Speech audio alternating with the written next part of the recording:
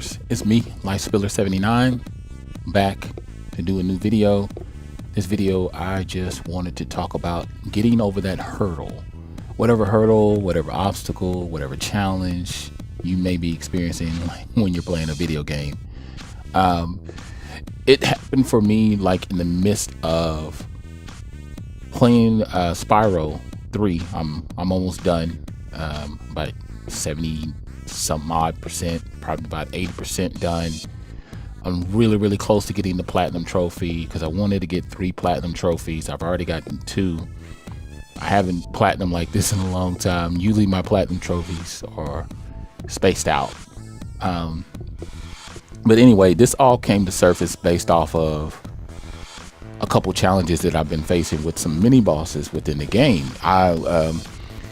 One of the mini bosses that you got to face is like it's 2 dragons, and it's been driving me crazy because once you defeat one or you start to defeat one, if you don't keep up with that dragon and kill it off, it's almost like cutting the head off and the head comes back. The energy will replenish itself. It doesn't happen quickly, but it does happen, and it's annoying because it is one of the trophies, so you do have to kill this dragon.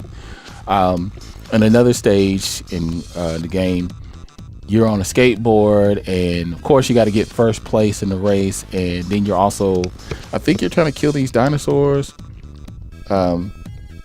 So those 2 places of the game has been it's been annoying the shit out of me. But anyway, I just wanted to find out from you guys what makes you push forward as far as like keep going, even beyond after you've pushed past the point of frustration.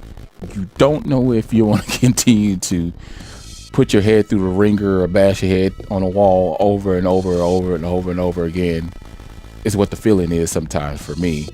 And do you ultimately end up quitting and come back, or do you find a way around it? How long do you wait? Because sometimes for me, what I'll do is I'll just say to myself, well, I'll just come back to this shit in the morning if it's like the weekend, or if it's a weekday, I know I got to get up and go to work. I'll come back to it like a few hours after I've been home, let my mind unwind and just kind of chill back a little bit. And what's the longest it's actually taken for you?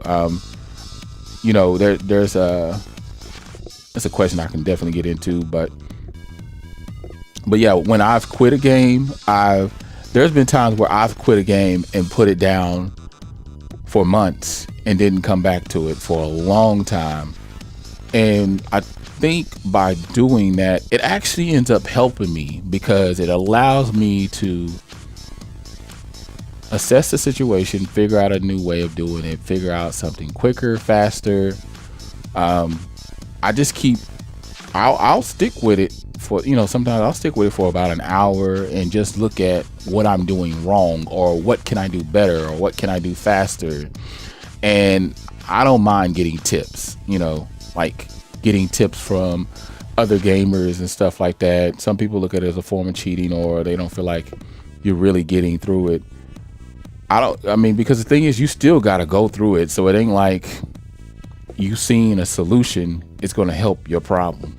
Yeah. So I'm just thinking about the longest it took me to beat a boss. As far as time, just in one frame of sitting, I would have to say it was 2 hours. And that would have been when I played Rogue Galaxy, one of my favorite JRPGs. It's pretty high up there. Between that, Ni no Kuni, some Final Fantasy games that I've knocked out. It's up there. Well, anyway, there's 8 characters that you basically pick up along your path. The boss is broken up into 8 sections. So you have to knock out all 8 sections of this boss. Now, keep in mind, at one point, or any point in the game, if you get killed or you lose all your energy on that one character, because it's one character trying to knock off a certain section of the ship, and it's the craziest thing, then you got to go all the way back. Really, the boss only takes about maybe 30-45 minutes. and you pretty much have to do this entire thing flawless. There is no room for error, no room to get hit. It drove me crazy. And another game that did that to me, the end boss of Ni no Kuni, because it actually is, I think it's 3 bosses, and it took me about an hour. So my question to you, what's the longest that it took you in just one sitting to get through the boss? And have you found a way to skip that boss? Or did you try to, because some games will allow you to just go around it, and it doesn't have to be the final boss. It could be a mini boss. Like I was describing earlier, I've had mini bosses along the way through Spyro, and some of them I've managed to get through easy. Then some of them have just wrecked my brain. Now, is it important to you to actually get through that boss, all bosses, or does it even matter?